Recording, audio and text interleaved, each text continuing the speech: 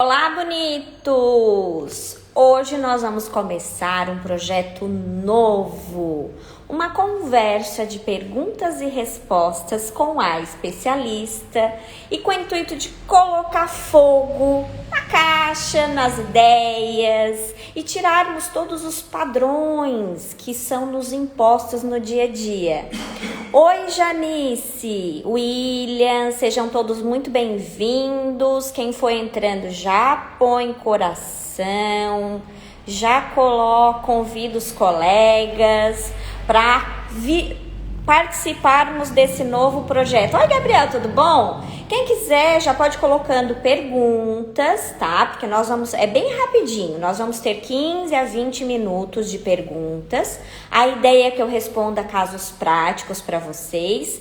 Oi, Adriana, tudo bom? E além dessas respostas de vocês, o assunto que nós colocamos para conversar hoje vai ser sobre o LOAS. Aí, necessariamente, o que a gente sabe, o que é mais discutido? Direito com a Flávia, Galvani, sejam todos muito bem-vindos. Já coloca a pergunta ali. Quem quiser participar ao vivo também já está convidada. Helga, sejam todos muito bem-vindos. Convidem os amigos e os colegas na nossa conversa para colocar fogo na caixa. Como foi essa ideia? Pessoal, todo mundo diz que a gente tem que pensar dentro da caixa ou fora da caixa, quando na verdade, na minha opinião, não precisamos de caixa nenhuma. Por quê? Porque nós temos que extravasar o nosso conhecimento na área previdenciária e nas demais áreas com relação a processo, com relação à articulação processual, e para isso a gente não precisa de parâmetro. Oi, Thaís, tudo bom? Então eu quero que vocês já deixem perguntas, porque a intenção é interagir. Pessoal, se nós falarmos do LOAS, qual é o tema mais polêmico no dia a dia sobre o LOAS, hein? Não é a flexibilização da renda, não é que dá perrengue essa flexibilização da renda e o que eu devo computar e o que eu não devo computar. Vocês têm processos com relação a LOAS? Tem processos que estão tendo problema para encaixar no critério de renda per capita do LOAS, que é 1/4 de salário mínimo? O benefício LOAS, a gente sabe que é um benefício para pessoas carentes, ponto. E além de carente, porque os requisitos são cumulativos, essa pessoa tem que ser o quê? Idoso, com idade igual ou superior a 65 anos, ou tem que ser deficiente. E essa deficiência, segundo, os novos critérios que a legislação trouxe, ela tem que ser auferida através dos graus da deficiência. Professora, mas por que eu preciso auferir esses graus de deficiência? Como é que eu vou saber se essa pessoa precisa de um dependente ou não precisa de um dependente? Como é que eu vou saber se essa pessoa precisa do auxílio de uma terceira pessoa? E vocês sabem que tanto adulto quanto criança pode ser beneficiário do LOAS, que vocês já devem ter clientes, beneficiários.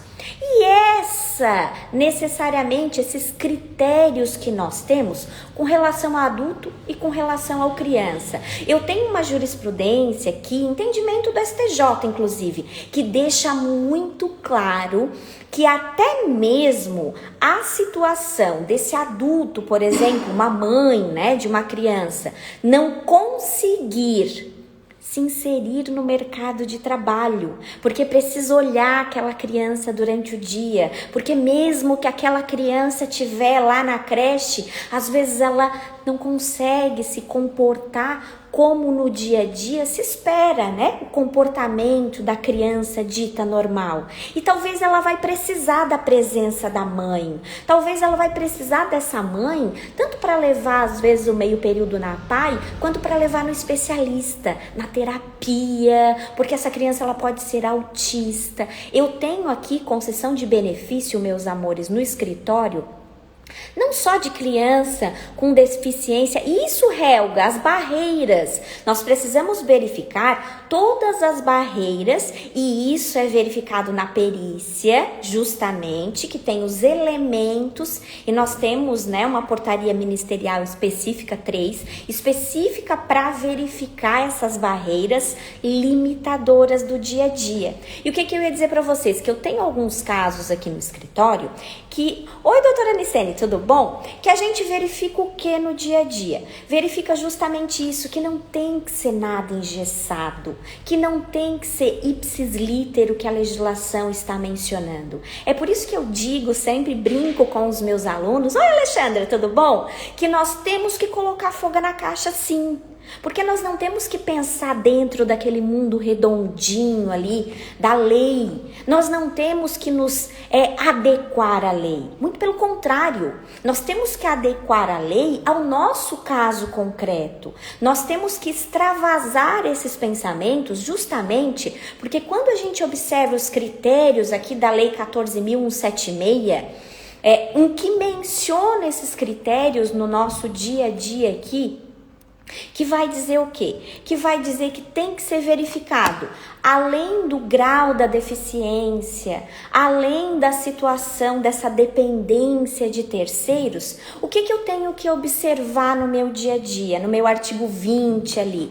Eu tenho que observar se esses critérios aqui, que no inciso 3º está falando do quê? De gasto médico, de tratamento de saúde, de gasto com fralda, de gasto com alimento especial, de gasto com medicação, que quando eu vou colocar dentro do processo, o que eu tenho que olhar?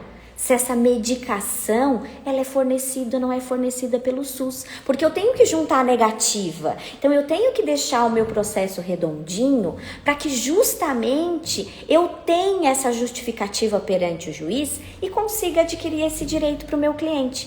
Aqui em Santa Catarina, eu consegui um benefício para uma criança que, aos olhos da sociedade, não é dita deficiente, a hiperatividade.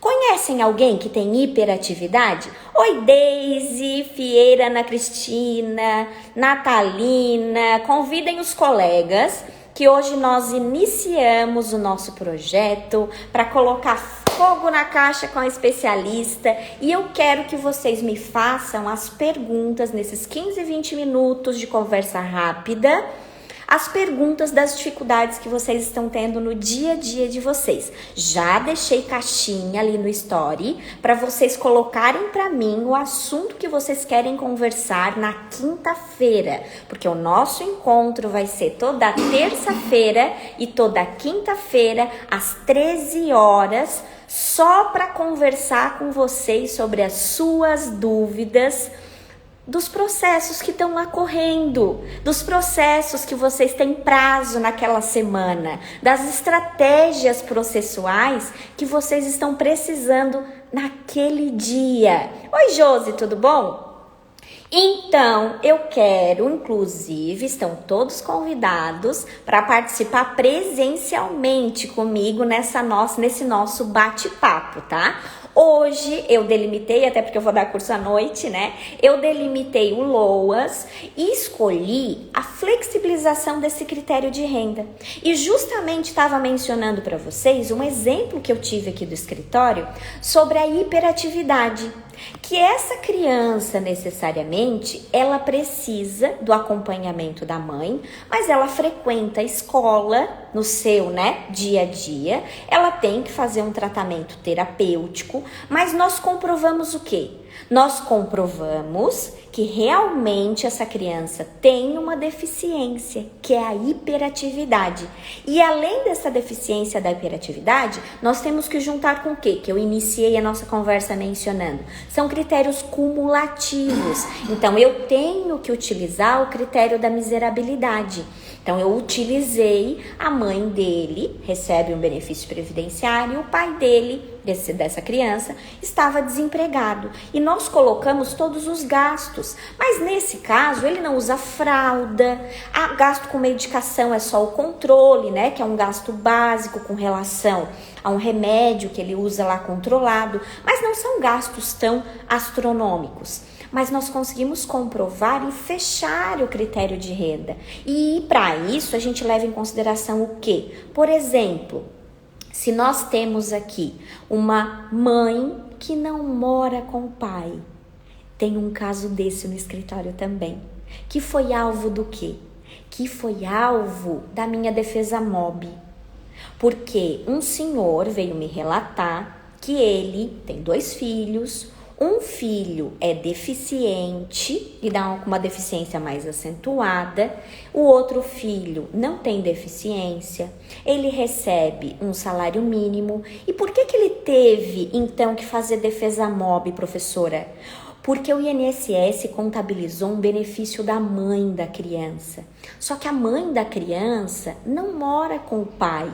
A mãe da criança abandonou as crianças, literalmente falando. Elas foram retiradas, inclusive, pelo Ministério Público, porque a mãe era nociva para essas crianças. E foi colocada no cuidado, porque usava entorpecente, porque tem um histórico, né, bem complicado de dia a dia. E essas crianças foram colocadas, então, no domínio ali do pai.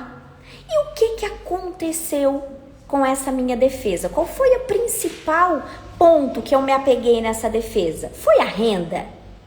Não. Foi o grupo familiar, porque a renda dele não mudou. O que mudou foi a renda da mãe, que nem paga pensão. E ela mora com essas crianças? Não, ela não mora. E eu posso considerar como grupo familiar, segundo a nossa lei de LOAS, o quê? Quem reside sobre o mesmo teto. E essa mãe não reside sobre o mesmo teto e nós temos comprovação de que ela não paga pensão.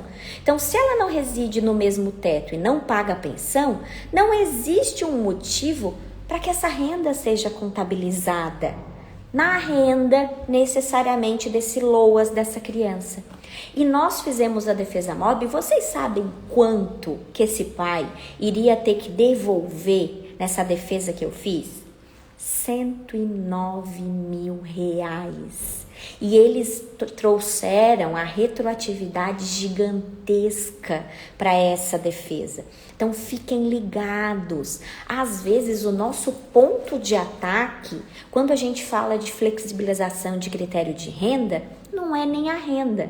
É quem faz parte dessa renda, que é o nosso grupo familiar. Quem está sobre o mesmo teto. Será que não é um filho casado? E daí, pelo fato de ele ser casado, essa renda também não entra no grupo familiar. Então, tomem bastante cuidado com esses impasses. Vamos lá, Helga. Idosa que recebe aposentadoria e pensão por morte. A filha pode receber LOAS? Pode, Helga. Não é necessariamente o impedimento, nesse caso, seria propriamente da criança. Aí tem que ver se a criança tem algum benefício e o benefício que tiver ali da criança tem que ver se está comprometido ou não com os gastos dessa criança. Se quem é o grupo familiar que faz parte. Porque se fosse simplesmente para negar, levando em consideração a pessoa tem uma renda de R$3 mil, ela não vai ganhar o LOAS. Como é que eu posso afirmar isso sem verificar os gastos que essa pessoa tem? Sem verificar se às vezes ela não está acamada e tem que comprar aqueles litros lá de oxigênio, porque nem tudo facilita no seu dia a dia, ou tem uma cota para fazer essa auxílio à família e não necessariamente tudo o que a família precisa, com relação a medicamento, com relação a tratamento, com relação a médicos especialistas que essa pessoa tenha que fazer jus. Então é óbvio que nós temos um artigo específico, que aqui a nossa conversa é bem rapidinha, mas eu vou te ajudar, Helga. Deixa eu pegar aqui, ó. Os valores que devem ser excluídos da renda da família, tá? Estão previstos no artigo 4º, parágrafo 2º do Decreto 6.214 de 2007. benefícios e auxílios assistenciais de natureza eventual e temporária, valores oriundos de programas sociais de transferência de renda, bolsas de estágio supervisionado, até tem uma discussão agora bem recente com relação ao menor aprendiz, com relação a alguns critérios, né? Mas é projeto, ainda não passou. Pensão especial de natureza indenizatória e benefícios de assistência médica, renda de natureza eventual ou sazonal, rendimentos decorrentes de contrato de aprendizado. Isso, teoricamente, tem que ser excluído da renda e isso já está na lei que pode te ajudar. Mas, além disso, a gente vai somar e vai contabilizar para essa renda todos os gastos para poder excluir o quê? Para poder diminuir necessariamente essa renda e quem sabe daí sim chegar num quarto do salário mínimo. No dia a dia, pessoal, existe valores específicos, existe gastos específicos que eu posso ou não posso colocar? Coloca tudo. Ah, mas gasto de água, luz é utilizado para a família toda, professora.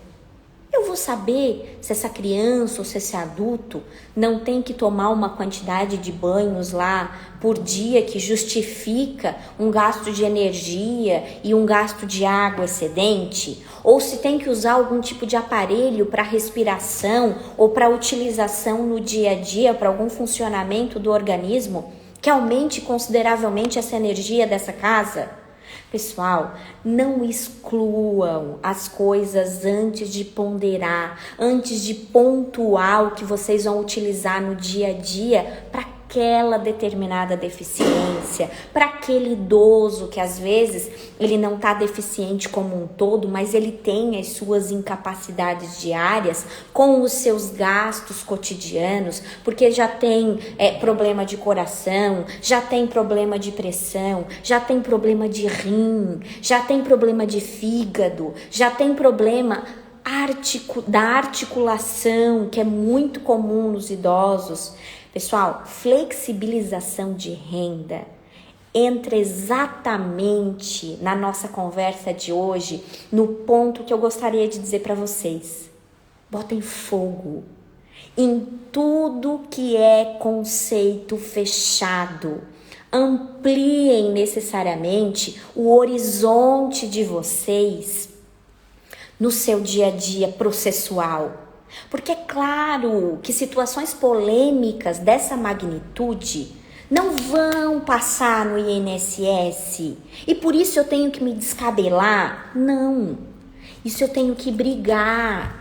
Advogado tem sangue no olho e é por isso que a partir de hoje nós vamos colocar fogo na caixa toda terça-feira e toda quinta-feira para pensarmos juntos em soluções para os seus processos e soluções como estratégias processuais do dia a dia que podem e devem ser utilizados para o seu processo ser bem sucedido. Eu quero que vocês me contem se vocês gostaram desse nosso novo projeto. Eu vou deixar salvo aqui para vocês por um período limitado, então aproveita quem não pegou lá desde o início para dar uma conferida em tudo que a gente conversou, que foram situações muito pontuais. Hoje quem participou comigo foi a Helga, uma linda, uma querida.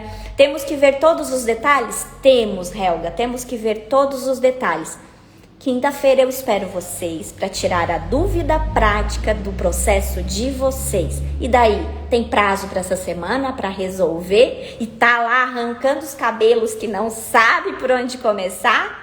Bora juntos com estratégia processual, que eu amo fazer. Nesses 16 anos de advocacia, é o que eu mais amo fazer. Estratégia processual. Me contem, coloquem ali na caixinha que eu deixei no story o assunto que vocês querem que nós conversemos agora na próxima quinta-feira, 1h, que vai ser esses encontros rapidinho e quem sabe a dúvida de vocês já vai ser respondida na próxima quinta-feira.